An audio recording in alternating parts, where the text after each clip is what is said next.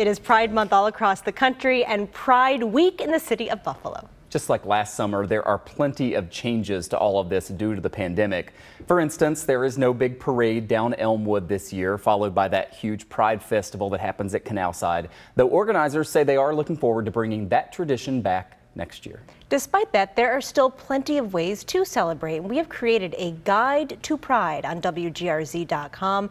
It's a map of Pride festivities in the area happening both virtually and in person, and it isn't limited to just Buffalo or Erie County. We have events all over the region, and you can also submit your event to us through the guide, so we'll keep updating it. If you scroll to the bottom of the page, you'll be able to see our curated section of LGBTQ focused stories.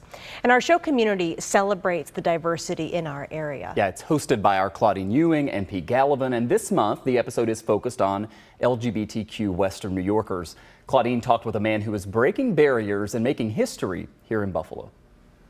You are the first openly gay council member. Man. Yeah. In the city of Buffalo.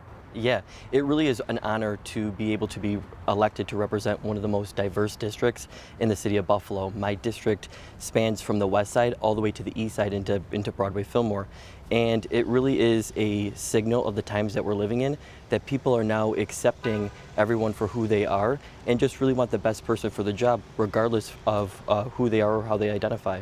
Has it been difficult when it comes to policies? Have you tried to shape any new policies to make sure that they are inclusive, which would include the LGBTQ community? Yeah, there are a lot of policies that I look at differently because my family looks differently. So the way that I start a family obviously is different than most couples. And there are, certain policies in the city of Buffalo that are now coming to the forefront about surrogacy, and is that included in healthcare and how it's included in city healthcare. And it's really important that I stick up for families that look like mine and will conceive children like mine to make sure that we're included in those policies. Is it different? I mean, do you feel that even as a lawmaker, you're going to get people who are like, no, we don't need to go down that road? Yeah, there are always going to be those folks. But when you are elected and you know your constituency really well, you really understand that the majority of your voters and the people that you represent, they've got your back. We're lawmakers, we're doctors, we're lawyers, we're street sanitation workers. We come in all forms, and really it's an honor to be a lawmaker and to be in this position. And I know that it comes with a lot of responsibility. And I take that very serious, but I also think that being an LGBT lawmaker, it also makes me more sensitive to other marginalized communities, because I know how it is to feel not fit in, or to feel different, or to feel left behind, or to feel pushed down. So as an LGBT lawmaker, I'm very sensitive to those communities, and I think it gives me a leg up in understanding them.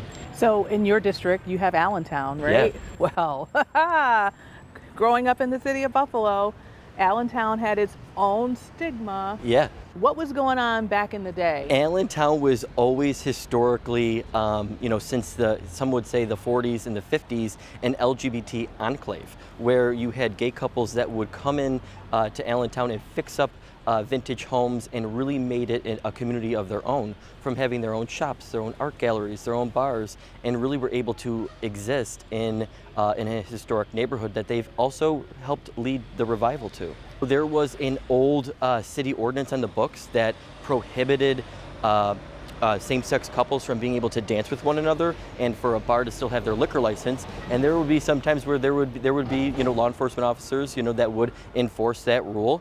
And now it's a complete shift and change, where we're accepting these gay spaces and these queer spaces, and we're not doing anything punitive to them. I'm 28 years old. I've been with my partner for 8 years, and we're an interracial couple, so that comes with its own kind of, I wouldn't say challenges, but uniqueness. Most of the time when growing up, people would say, we want to tolerate your community. And I always say, remove tolerate, accept.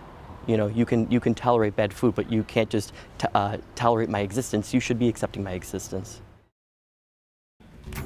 And our thanks to Claudine for that conversation. Make sure you tune in each month to our community show. That's going to do it for the Town Hall tonight. We'll see you back here tomorrow. Yeah, we hope that you'll keep texting us your questions or your comments. The number is 716-849-2220. Scott and Mary Alice are back with Channel 2 News at 6, and a lot of breaking news happening today.